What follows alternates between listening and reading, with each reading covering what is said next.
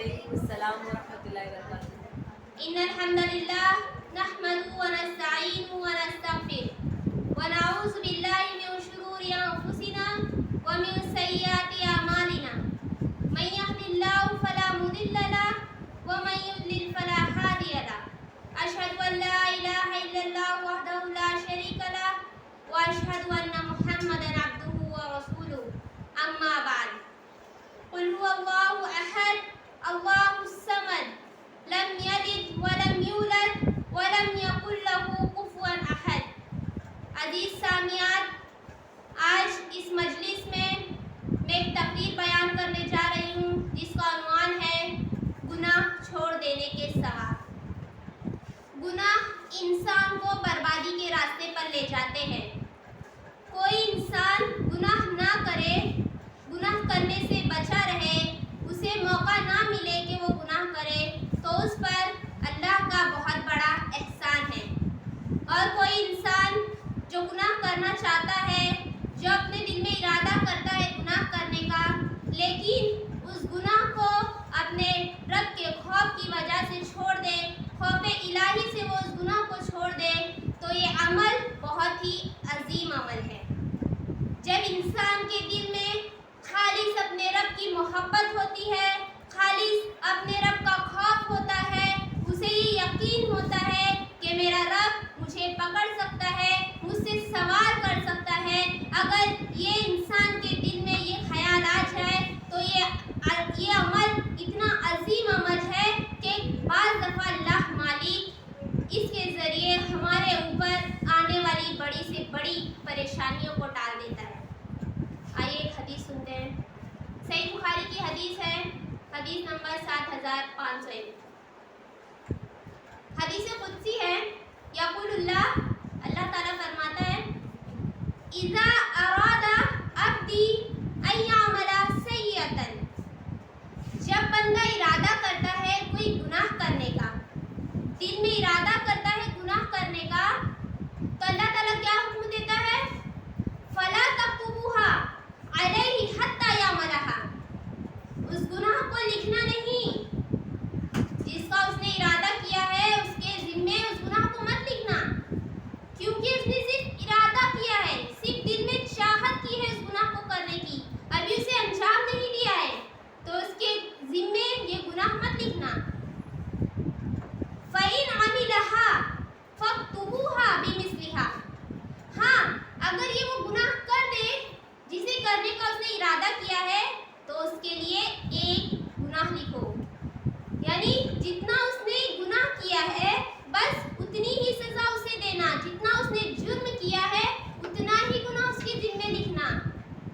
وَإِن تَرَكَهَا مِنْ أَجْلِي فَاكْتُبُوهَا لَهُ حَسَنَةً، اور اگر وہ اس گناہ کو میری خاطر چھوڑ دے، میرے مراقبے کی وجہ سے چھوڑ دے، میری محبت کی وجہ سے چھوڑ دے، میرے خوف کی وجہ سے چھوڑ دے، تو اس کے لیے ایک نیکی لکھنا۔ دیکھیے گناہ کی نیت کی اللہ تعالیٰ نے منع کر دیا کہ اس نے بس نیت کی ہے، ابھی لکھنا مت، اور اگر جب گناہ کر دے تو بس ایک لکھنا، اور اگر وہ اس گناہ کو میری وجہ سے چھوڑے تو اس کے لیے ایک نیکی لکھو۔ وَإِذَا أَرَادَ أَن يَعْمَلَ حَسَنَةً فَاكْتُبُوهَا لَهُ حَسَنَةً، اور اگر وہ ارادہ کرے کوئی نیک کام کرنے کا، ثواب کے کام کا ارادہ کرے، کوئی دل میں نیت کر لے کہ آج میں تہجد کی نماز پڑھوں گا، آج میں مسکینوں کو کھانا کھلاؤں گا، آج میں فجر کی نماز کے بعد قرآن کی تلاوت کروں گا، تو اس کے لیے ایک نیکی لکھو۔ فَإِنْ عَمِلَهَا بِمِثْلِهَا فَإِنْ عَمِلَهَا فَاكْتُبُوهَا حَسَنَةً فَإِنْ عَمِلَهَا فَاكْتُبُوهَا بِعَشْرِ أَمْثَالِهَا إِلَى 700، اور وہ نیکی کر لے جسے اس نے کرنے کا ارادہ کیا ہے تو اس کے لیے 10 نیکی لکھو، اور 10 سے بڑھاتے جاؤ یہاں تک کہ 700 گنا اس کی ایک نیکی کا اجر اسے مل جائے۔ 700 گنا یعنی 700 تک اس کی اس نیکی کو بڑھا دو۔ دیکھیے اللہ تعالیٰ نے یہاں کیا حکم دیا کہ اگر کوئی بندہ دل میں ارادہ کرتا ہے کسی گناہ کی کرنے کا تو اس کے لیے گناہ مت لکھنا، اور اگر وہ کرے گا تو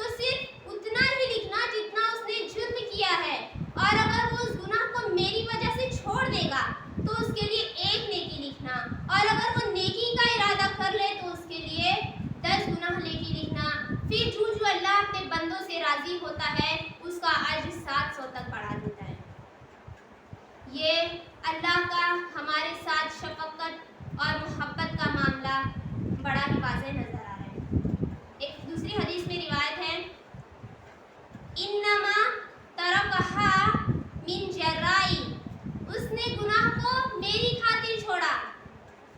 یاد رکھیے میری بہنوں، اللہ کی خاطر گناہ کو چھوڑنا بہت بڑی عبادت ہے، کیونکہ جب ہمارے پاس سارے مواقع موجود ہوتے ہیں، گناہ کے سارے اسباب موجود ہوتے ہیں، پھر بھی انسان اللہ کے ڈر کی وجہ سے، اللہ کے خوف کی وجہ سے اس کو یہ یقین ہوتا ہے کہ میرا رب مجھے دیکھ رہا ہے، وہ مجھے پکڑ سکتا ہے، وہ مجھ سے سوال کر سکتا ہے. یہ انسان کے دل میں اگر چھپ جائے تو یہ اس کی بہت بڑی جیت ہوگی، اور اس کے گناہ کے درمیان بہت بڑی دیوار کھڑی ہو جائے گی، اور اللہ کے یہاں اس کی بہت بڑی نیکی ہے.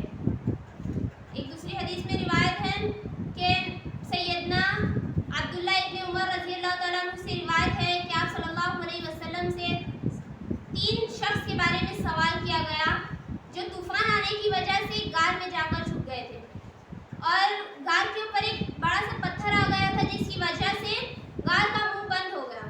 3 شخص تھے. ایک نے دوسرے سے کہا کہ تم نے اپنی زندگی میں جو سب سے اچھا عمل کیا ہے اس کے ذریعے سے اللہ سے دعا کرو، ہو سکتا ہے اللہ تعالیٰ تمہاری اس دعا کو قبول کر لے اور اس پتھر کو ہٹا کے ہمارے لیے راستہ بن جائے. تو اس نے دعا کی. اسی طرح تیسرے آدمی سے بھی کہا کہ تم بھی ایسی کرو، تم نے بھی جو نیک عمل کیا اس کے ذریعے اللہ سے دعا مانگو. تو اس نے دعا مانگنی شروع کی. کہا اے اللہ، میری ایک چچا زاد بہن تھی جس سے میں بہت محبت کرتا تھا، اتنی شدید محبت کرتا تھا جتنا کہ ایک مرد اور عورت کرتے ہیں آپس میں. ایک دن میں نے اسے ذکر کیا اپنی محبت کا، اور اس کے ساتھ گناہ کرنے کا ارادہ کیا تو اس نے انکار کر دیا، اور کسی مجبوری کی وجہ سے اس نے کہا اگر تم چاہتے ہو کہ میں تمہارے اس گناہ کے ارادے کو، جو تم خواہش چاہتے ہو، میں اس خواہش کو پوری کر دوں تو مجھے 100 دینار لا کر دو. میں نے یہ سنا اور میں وہاں سے بھاگا، اور پھر محنت کی، دن رات محنت کی. پھر جوں تو کر کے میں نے کہیں سے 100 دینار جمع کیے. جب میرے پاس 100 دینار جمع ہو گئے تو مجھے خوشی تھی، کیونکہ جو میرے دل میں جو خواہش تھی وہ خواہش میری پوری ہونے والی تھی. یہ سوچ کر میں 100 دینار لے کر اس کے پاس گیا اور اسے دیتے ہوئے کہا، تو اس نے کہا اتق اللہ، یعنی اس کی چچا زاد بہن نے کہا اتق اللہ، اللہ سے ڈر جا، اللہ کے حدود کو نہ توڑ. اللہ نے جس چیز کو حرام کیا ہے اس چیز کو تو حلال مت کر. جو ہی یہ جملے مجھ سے ٹکرائے جو اس لڑکی نے کہے تھے، میں فوراً وہاں سے اٹھ کھڑا ہوا اور وہاں سے بھاگا، اور جس چیز کا میں نے اس کے ساتھ جو گناہ کرنے کا ارادہ کیا تھا اس ارادے کو میں نے اپنے دل سے نکال دیا اور کہا اے اللہ، تو جانتا ہے میں نے اس گناہ کو تیری خاطر چھوڑا ہے، تو جانتا ہے میری وہ خواہش پوری ہونے جا رہی تھی، میرے اور اس لڑکی کے درمیان کوئی نہیں تھا، سارے مواقع موجود تھے، سارے اسباب موجود تھے، اس کے باوجود میں نے اس گناہ کو چھوڑا صرف تیری خاطر. اگر تجھے میرا یہ عمل پسند ہے میں توبہ کرتا ہوں، اگر تو مجھے معاف کرتا ہے تو اس پتھر کو ہٹا دے اور ہمارے لیے راستہ بنا دے. اللہ نے اس کے اس عمل کو قبول کیا اور وہاں سے اس پتھر کو ہٹا دیا. ایک دوسری حدیث میں روایت ہے، حضرت صبان رضی اللہ تعالیٰ عنہ روایت کرتے ہیں کہ حضرت محمد صلی اللہ علیہ وسلم نے فرمایا میں اپنی امت کے ایسے لوگوں کو جانتا ہوں. حدیث ذرا غور سے سننا اور دعا کرنا کہ اللہ تعالیٰ ہمیں ایسے بد نصیب لوگوں میں شامل ہونے سے بچائے.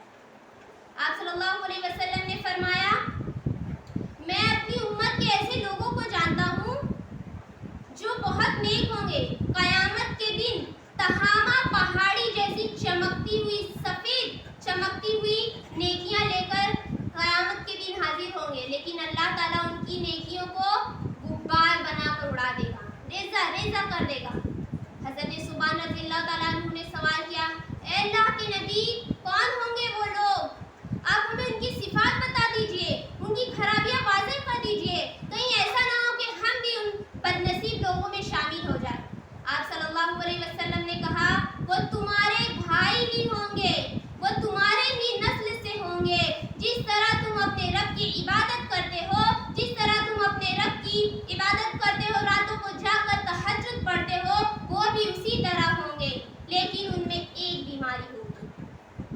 اور یہ بیماری جب وہ تنہا ہوں گے، اکیلے ہوں گے، لوگوں کی نظروں سے اوجھل ہوں گے، تو اللہ نے جس چیز کو حرام کیا ہے اس چیز کا ارتکاب کریں گے.